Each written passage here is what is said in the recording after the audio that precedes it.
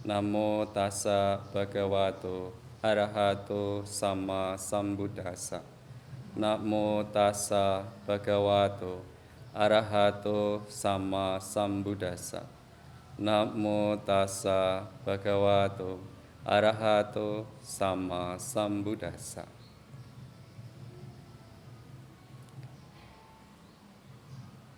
Selamat pagi, Bapak, Saudara, Saudari.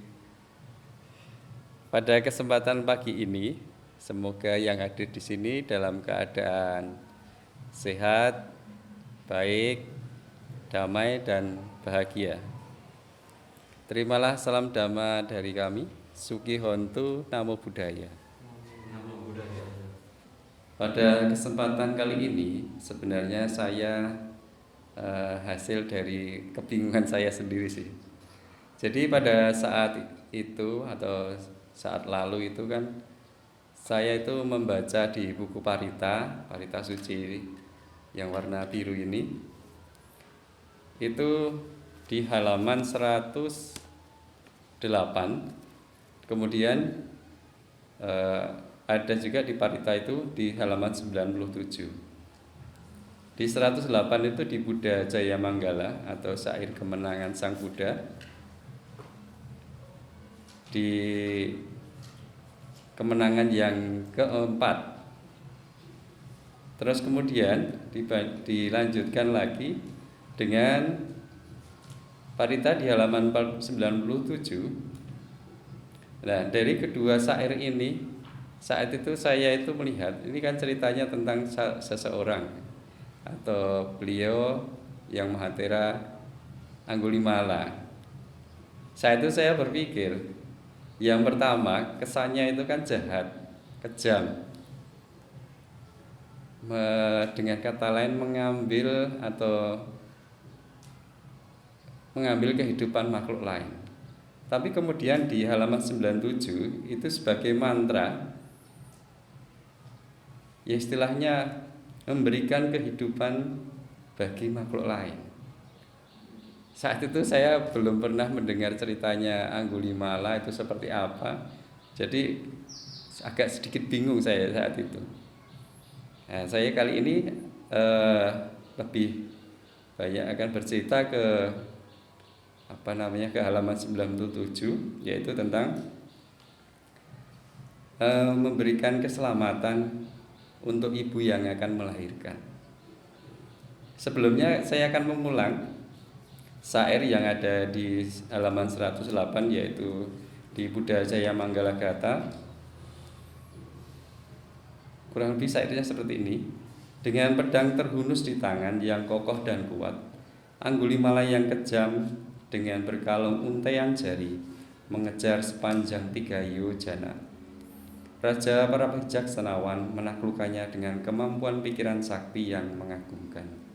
Dengan kekuatan ini semoga Anda mendapat berkah kejayaan.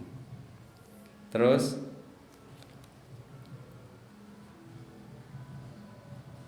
untuk menolong ibu yang akan melahirkan, kurang lebih syairnya seperti ini. Saudari, sejak saya lahir sebagai seorang Arya, aku tidak teringat dengan sengaja membunuh makhluk hidup. Atas kebenaran ini semoga Anda selamat, semoga bayi dalam kandungan selamat. Nah, cerita pertama ini kesannya kan mengambil kehidupan makhluk lain. Jadi pada saat itu sedikit cerita ya. Saat itu Anggulimala ini kan mau membunuh atau memenuhi tugas dari gurunya, membunuh 1000 orang laki-laki maupun perempuan, yang hasilnya nanti bisa sang guru memberikan ilmu pengetahuan yang lebih tinggi. Nah, sebenarnya itu juga karena hasutan dari murid-murid yang lain, karena iri, karena keunggulan dari Anggulimala. Atau pada saat itu sebenarnya kalau kita baca, mungkin di sini sudah pada tahu kisahnya ya. Di Dhammapada 173 Itu ada penjelasannya. Jadi di situ yang pertama tadi, Anggulimala mengejar Sang Buddha berniat untuk membunuh, atau istilahnya mengambil kehidupan makhluk lain. Tetapi Sang Buddha tidak dapat dikejar sepanjang 3 yojana. 3 yojana itu kurang lebih, kalau dalam ukuran kilometer itu 12,8. Ada juga yang menyebutkan sampai sekitar 15-16 km. Jadi kalau 15 kali 3 sudah 45 km ngejar. Tapi nggak sampai-sampai. Padahal Sang Buddha pada saat itu hanya berjalan kaki. Kurang lebih seperti itu. Inti ceritanya di Buddha Jaya Manggala yang tadi disampaikan itu ada di Dhammapada atau di penjelasan Dhammapada 173. Terus kemudian ke halaman 97 itu tentang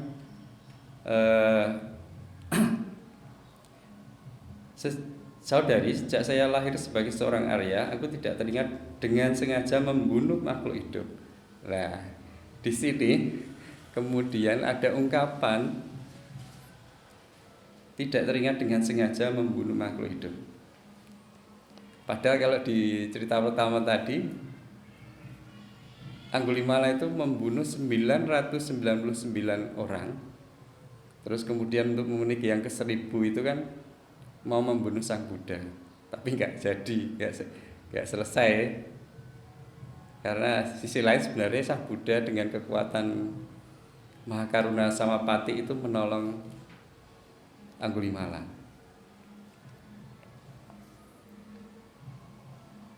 Jadi dengan pernyataan semacam ini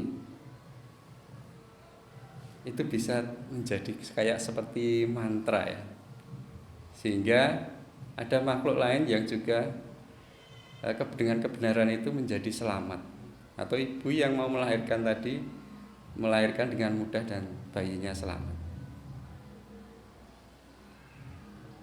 Nah, sebelumnya waktu itu kalau kita bercerita, sebenarnya di dalam kehidupan lampaunya Anggulimala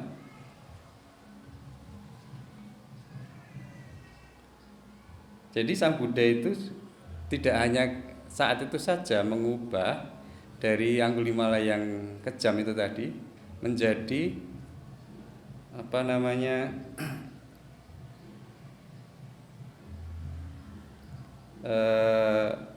tidak kejam, atau istilahnya rendah hati dan teguh dalam silanya. Jadi kalau kita lihat lagi flashback ke cerita Sutasoma Jataka, jadi saat Sang Buddha menjadi bodhisatta itu ada kehidupan lampaunya juga bertemu Sang Buddha. Dalam arti ketika saat itu menjadi bodhisatta. Nah, Mahajataka Sutasoma, Sutatoma itu ke saat itu bodhisatta menjadi Sutasoma. Sutasoma itu berasal dari kata, karena saat itu sang bodhisatta terlahir dengan suka meminum jus soma. Karena dia menjadi anak, makanya disebut Sutasoma. Terus kemudian Anggulimala itu anak raja juga. Saat itu Sutasoma itu kan anaknya Raja Korafia, namanya Korafia, di kota Indapata dalam kerajaan Kuru. Terus kemudian Anggulimala menjadi Pangeran Brahmadatta. Pangeran Brahmadatta dari kerajaan Benares, putra Raja Kasi. Jadi kalau dilihat itu kita itu sudah mungkin juga sudah berulang kali bertemu di dalam kehidupan ini. Kayak di cerita ini banyak sekali cerita-cerita Jataka itu menceritakan kehidupan-kehidupan lampau itu dari Sariputta, Maha Mogalana dan sebagainya itu, anak, istri, ayah semuanya kok ketemu terus ya. Jadi poinnya ternyata kelahiran itu berulang kali ya, nggak habis-habis ya sebelum kita mencapai kebebasan akhir. Nah, untuk baca cerita lengkapnya tentang Sutasoma itu ada di Mahasutasoma Jataka. Petikan awalnya itu Wan dari Rasa. Saat itu singkat cerita Anggulimala pun juga menjadi pemakan daging manusia. Kejam juga. Jadi wah, ceritanya dia juga raja tapi juga seperti itu. Kalau saya baca cerita itu jadi beberapa itu ngeri juga ya. Nah tadi kebingungan saya awal tadi kan, yang satu mengambil kehidupan makhluk lain, yang kedua itu menjadi penolong kehidupan makhluk lain, atau istilahnya pada saat saca atau kebenaran itu disampaikan untuk menolong ibu yang akan melahirkan. Saya tadi akan bercerita tentang kenapa kok bisa menjadi penolong bagi makhluk lain. Jadi saya ngambil di belakang ini hubungannya jadi penolong itu karena pada suatu waktu, pada waktu beliau yang Mahatera Anggulimala itu berpindah patah di kota Sawati. Sawati itu kalau saya tidak salah ingat itu artinya kota serba ada.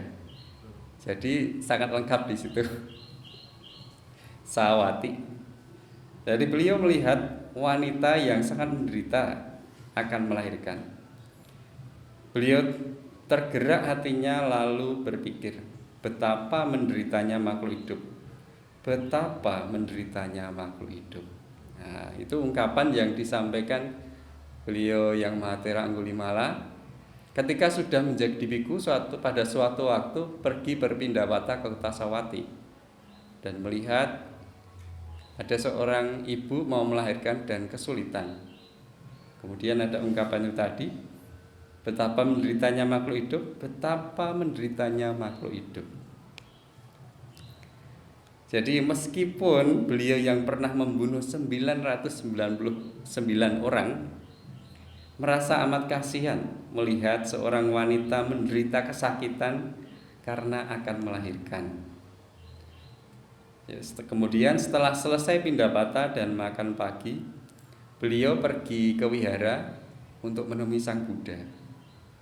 Sang Buddha menyampaikan, kemudian Sang Buddha menyampaikan pada yang mulia Anggulimala ini tadi, sejak dilahirkan tak pernah aku membunuh makhluk hidup. Jadi Sang Buddha menyampaikan seperti itu. Kemudian si Anggulimala ini berkata, Bante, tidaklah saya berbohong secara sadar dengan berkata begitu. Terus kemudian dilanjutkan lagi, sudah banyak makhluk hidup saya bunuh dengan sengaja. Sang Buddha kemudian menjawab atau menanggapi yang pertama tadi, karena tadi yang menyampaikan Sang Buddha kan, sejak saya dilahirkan tak pernah aku membunuh makhluk hidup.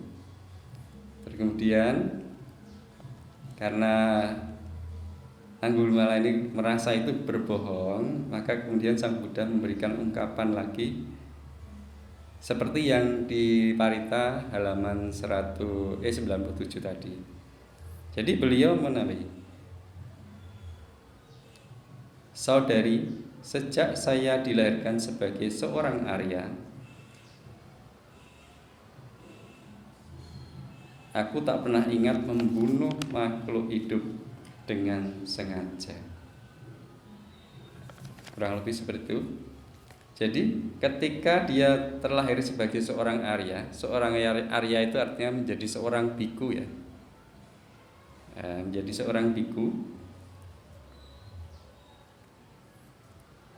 dia teguh dalam melaksanakan silanya, menjaga, melindungi silanya untuk tidak dilanggar.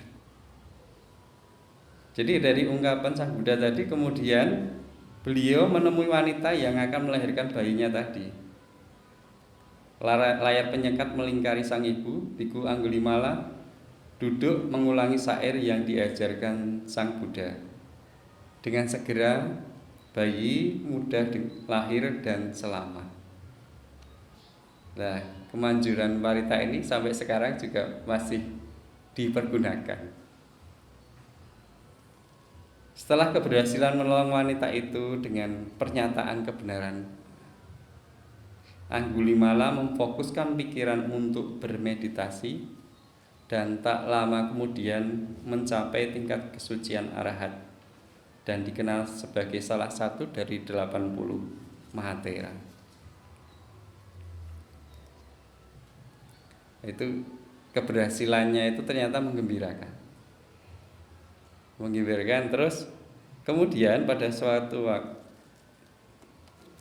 menggembirakan. Jadi dari seseorang yang sangat kejam, ternyata Sang Buddha itu bisa menaklukkan dengan tanpa kekerasan atau tanpa kekejaman. Anggulimala kalau dari nama kecilnya itu sebenarnya namanya ahimsa atau tanpa kekerasan. Nah, yang menjadi penolongnya pun juga tanpa kekerasan juga. Jadi cerita ini kalau saya merenung ini lebih ke cerita bagaimana kita mahir di dalam kehidupan itu mengatasi segala persoalan yang walaupun itu sangat keras, sangat sulit, kita harus berusaha juga dengan cara-cara yang tidak harus dengan sulit-sulit juga. Jadi dengan tanpa kekerasan juga. Berlanjut ke ceritanya, kemudian pada suatu hari Biku Anggulimala sedang berpindah patah di Sawati. Beliau dilempari bongkahan tanah, tongkat dan batu. Jadi meskipun sudah menjadi arahat, potensi kama-kama itu masih bisa berbuah. Bahkan untuk Sang Buddha sendiri pun juga berbuah. Nah, dari sini perlu kita mempertimbangkan atau merancang sedemikian baik mungkin di saat ini. Yang kelihatannya kita ini saat ini baik-baik saja, tapi apakah benar-benar baik ya? Artinya merancang kehidupan kita sendiri nantinya supaya di depan selama kita masih menjadi putu jana itu dalam kondisi baik, tidak kesulitan. Nah, karena tadi Anggulimala diserang dengan bongkahan tanah, tongkat dan batu, kepalanya terluka, bercucuran darah dan mangkuknya pecah. Jadi patahnya. Beliau kembali ke wihara dan mendekati Sang Buddha yang sedang duduk. Sang Buddha melihat keadaannya lalu menjelaskan, adalah akibat perbuatan buruk yang sesungguhnya dapat membuatnya menderita yang tak terkira lamanya di alam niraya atau neraka. Jadi istilahnya saat itu ya bersabar. Kalau istilahnya ini mendapat buah karma buruk kan sudah terakhir. Andai saja saat itu mungkin kalau saya melihat berarti Anggulimala ini atau Ahimsaka ini di kehidupan lamanya juga memiliki banyak karma baik.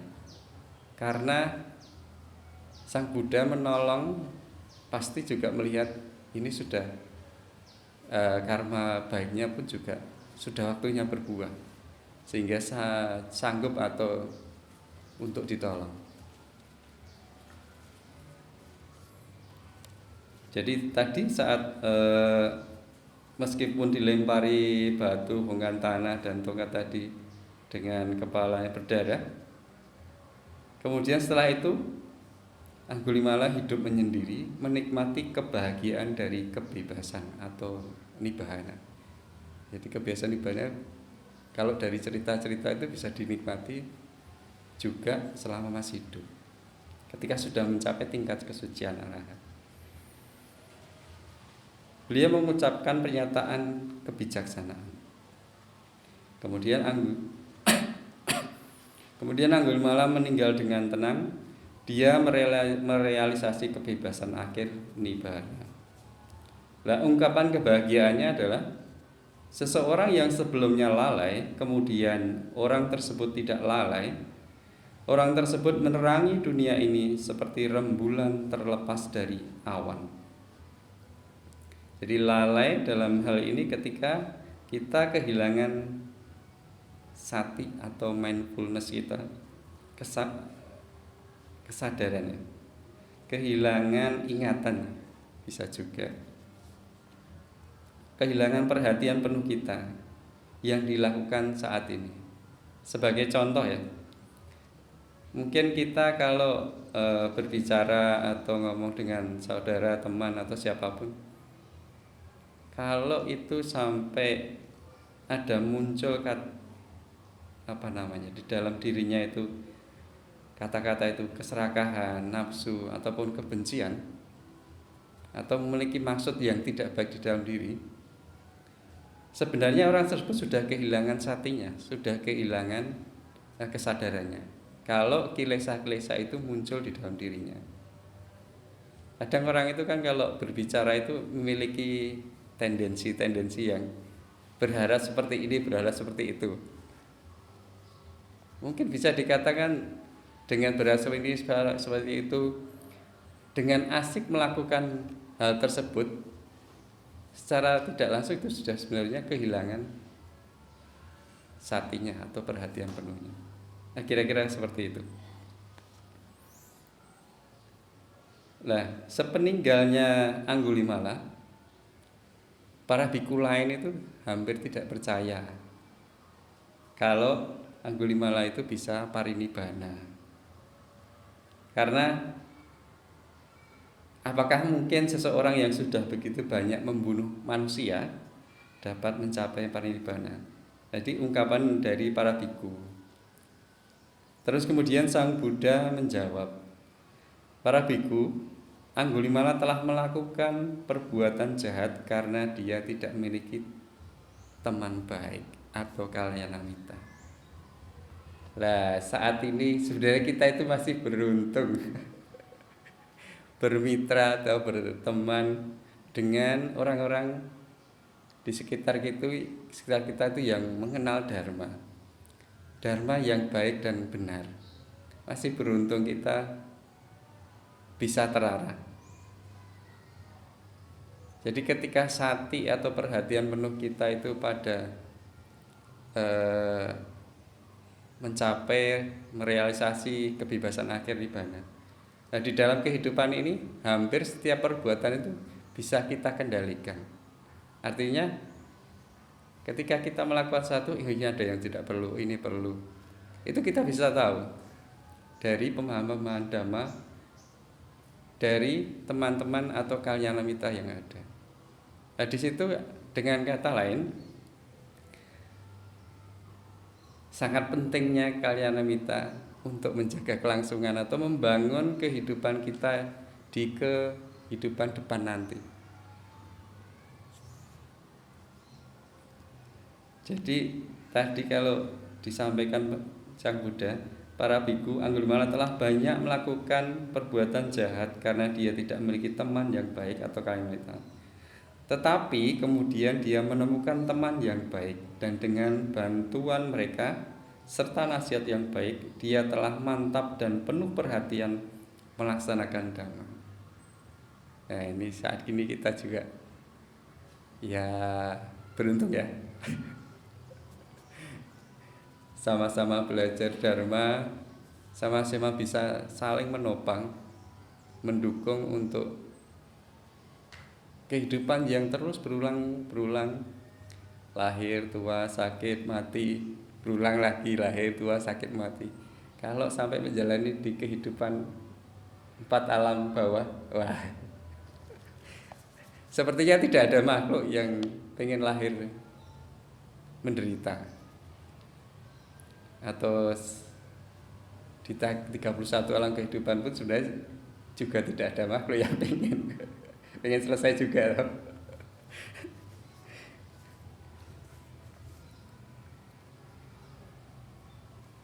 Jadi oleh karena kalyana mitra itu tadi, oleh karena itu perbuatan-perbuatan jahatnya telah disingkirkan oleh kebaikan. Mereka yang dapat mengatasi perbuatan buruk mereka dengan perbuatan baik, dia telah menyinari dunia ini bagaikan bulan terlepas dari awan. Nah, singkat cerita, apa namanya? Yang jadi poinnya itu adalah kalyana mitra.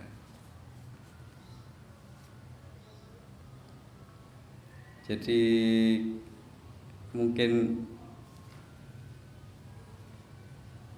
membangun hubungan dengan orang-orang baik atau membina hubungan dengan orang-orang baik dan tidak membina dengan hubungan orang-orang yang kurang baik atau tidak baik, itu maka kedamaian sudah pasti akan mendatangi.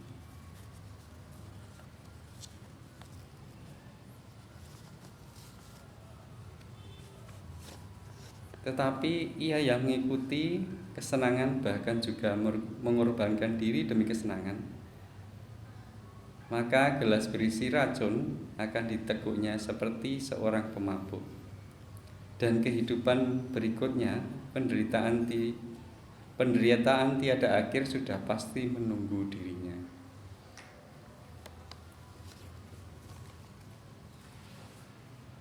Demikian yang saya dapat sampaikan, cerita tentang Anggulimala.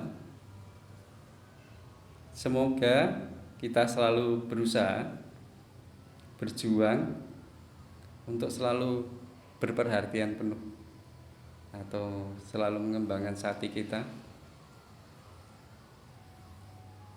yang mengarah kepada kebebasan akhir atau nibbana. Karena itu tadi, bila kita masih berada di alam atau masih menjadi putu jana,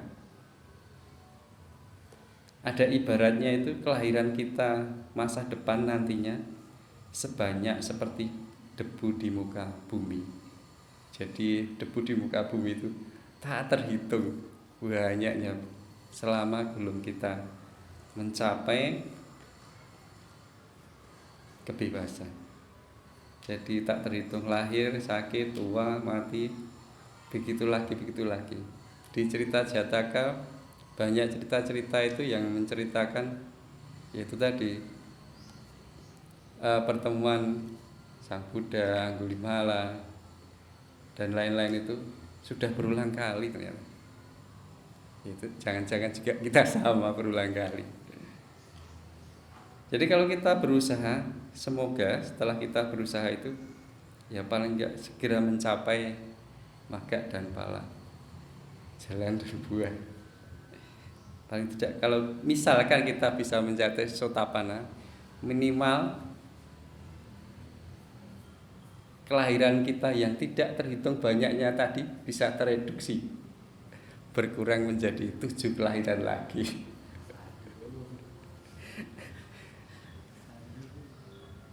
Serta ketika menjadi sotapanna itu kan 4 pintu alam apa ya? Alam binatang, peta, asura dan neraka itu kan tertutup. Karena karma-karma buruk yang berpotensi lahir di alam tersebut itu telah hancur. Sehingga tidak mungkin lagi terlahir di alam rendah.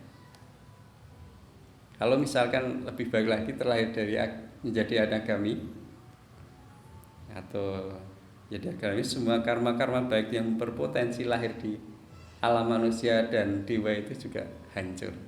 Jadi pasti terlahir di alam Brahma.